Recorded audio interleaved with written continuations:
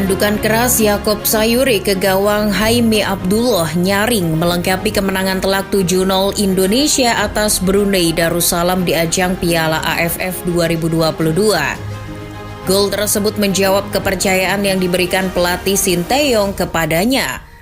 Jalan panjang nan berliku telah Yaakob lewati untuk mencapai titik itu. Jauh sebelum namanya dilirik oleh Coach Shin, ia hanyalah bocah asal Kepulauan Yapen yang bermain bola dari kampung ke kampung. Dan kini, ia telah menjadi permata baru dari timur di Piala AFF 2022. Sejak kecil, Yaakob Sayuri bersama saudara kembarnya, Yance Sayuri, sudah jatuh hati dengan olahraga sepak bola. Tanpa alas kaki, pantai dan halaman rumah pun jadi saksi Yaakob mengolah si kulit bundar. Bakatnya tercium oleh legenda sepak bola Papua, Edward Ifak Dalam. Dengan skill olah bola yang masih mentah, tahun 2018 Yaakob Sayuri memberanikan diri bergabung dengan klub Liga 3 Papua, Persemi Mimika. Di sanalah perjalanan karirnya mulai tertata. Oleh Edward Ifak Dalam, Sayuri diajari bagaimana bermain sepak bola yang benar. Tidak hanya itu, Ifak Dalam juga mengajari Sayuri bersikap baik di dalam maupun di luar lapangan. Bersama Persemi Mimika, nama Yaakob Sayuri mulai diperhitungkan usai menjadi top scorer di kompetisi Liga 3 Zona Papua dengan koleksi 13 gol dari 10 pertandingan. Jadi, tak heran apabila pemain berusia 25 tahun itu menyebut kakak Edward Ifak Dalam sosok paling berjasa dalam karir sepak bolanya. Mantan pemain Persipura itulah yang mempromosikan nama Yaakob Sayuri sehingga terdengar sampai ke telinga Jackson F. Tiago, mantan rekan kerja Ifak Dalam di Persipura. Kala itu, Coach Jackson sedang melatih Barito Putra. Jelang Liga 1 tahun 2019, Barito Putra pun langsung menghubungi Edward Ifak Dalam untuk mendatangkan Yaakob Sayuri ke Banjarmasin.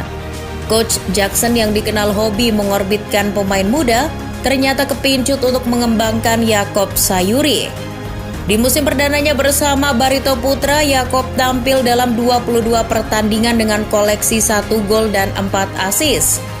Mungkin itu bukan statistik yang wah, tapi catatan itu tetap jadi pencapaian yang lumayan buat pemain muda yang sebelumnya hanya bermain di Liga 3 Indonesia. Buktinya klub sekelas PSM Makassar tertarik untuk mendatangkan Yaakob Sayuri. Jelang musim 2020-2021, klub berjuluk Juku Eja itu merekrutnya.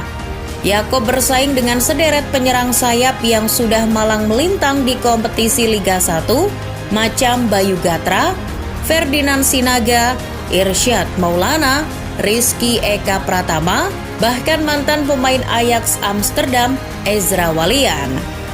Namun berkat penampilannya yang militen dan agresif, pelatih PSM saat itu, Boyan Hadak, menjadikan Yaakob sebagai pemain yang memiliki peran vital di lini depan tim Ayam Jantan dari Timur. Menjelang akhir tahun 2021, pasca pandemi COVID-19, kompetisi yang sempat terhenti mulai berjalan normal. Fleksibilitas Yaakob Sayuri di lini serang membuat posisinya masih sulit untuk digantikan oleh pemain lain. Meski kursi kepelatihan berganti beberapa kali, posisi sayap kanan Juku Eja nyatanya tetap jadi milik pemain asal Papua tersebut. Kurang lebih 1 tahun tak berkompetisi tak membuat skill olah bola Yaakob Sayuri luntur. Performanya bersama Juku Eja justru kian mantap. Berhadapan dengan tim-tim wakil Asia Tenggara di kompetisi AFC Cup, Yaakob Sayuri justru mencuri perhatian. Dari 7 pertandingan yang dimainkan, Yaakob berkontribusi dalam 5 gol yang dicetak oleh PSM.